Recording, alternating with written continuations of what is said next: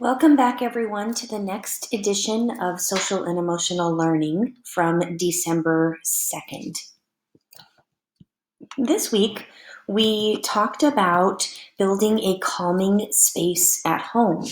Much like those of you who had calming spaces in your previous classrooms and you used, if you are a kindergartner, this would be brand new for you, but the rest of you likely know what a calming space at school is. The idea is that you could build one at home.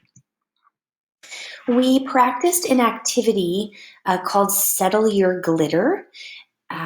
This video is available in our William Walker Virtual Wellness Center for you to experience on your own. It's a calming activity where you pretend that you are in a glitter jar. After that, like I mentioned, we talked about calming corners. And for those of you who don't have a space available at your home that you can designate as your own, we talked about having you pull some items into a kit, a box or a backpack or a bag, so that you can take it to somewhere and use it as needed. We ended with a guided visualization, which this video is also in our William Walker Wellness Center, where you could imagine that you were somewhere else, in this case, a rainbow. And then, of course, we ended with a wheel spin. I just want to talk a little bit about the calming spaces. One question that's often asked is, what is a calming space? And the answer is a space where you go when you are feeling overwhelmed or when you need to calm down. There are a lot of strategies and tools that we've been practicing to get you back from yellow to green, and this is one of those strategies that you could use. Another question is, where should my calming area be located? The answer to that question is anywhere you'd like, as long as it is a consistent place. Some kids have built them in a corner, behind a door, against a wall, in a closet, under a bed. It really doesn't matter. The next question was, what should it look like? And this is where it gets fun because it's totally up to you. Make it a place that you enjoy being.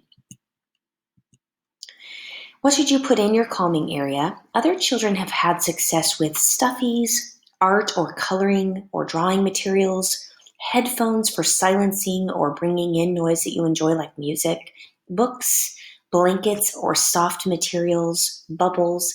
These are just a couple of ideas.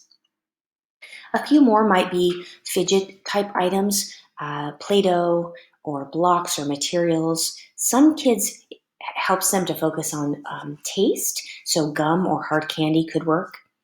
Several of these items like the stress ball, the breathing ball, bubbles and Play-Doh and glitter jars are easy to make with the materials that you have at home. And in our Virtual Wellness Center, we created a new room that's called a do-it-yourself room, DIY, where we've given you some video instructions on how you can use these on your own. There's also a couple like a breathing ball. You don't have to go buy one because there's a virtual one in that room for you to try out. And this is what the room looks like, so you know what to see when you get there.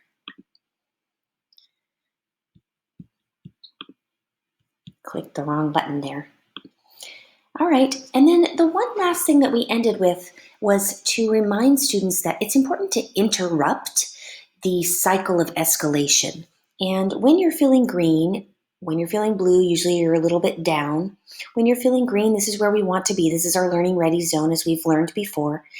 When you begin to feel yourself moving away from the green zone and going into the yellow zone, this is where you want to use this kind of a tool, like a calming space or a calming kit, so that you can interrupt the escalation cycle. The idea is that you don't get up to red, and because if you get up to red, then you have to go back down into yellow again and then eventually get to green. And this process can take a bit of time. So we want to try to eliminate that from happening by interrupting the cycle. All right, and then that is one thing we talked about is if you're not at home, you could practice visualization. And that, like I said, that video is available for you in the end. And if you were a winner for this week's wheel spin, we will send you a flat prize in the mail. Remember, you don't have to be there to win. We'll see you next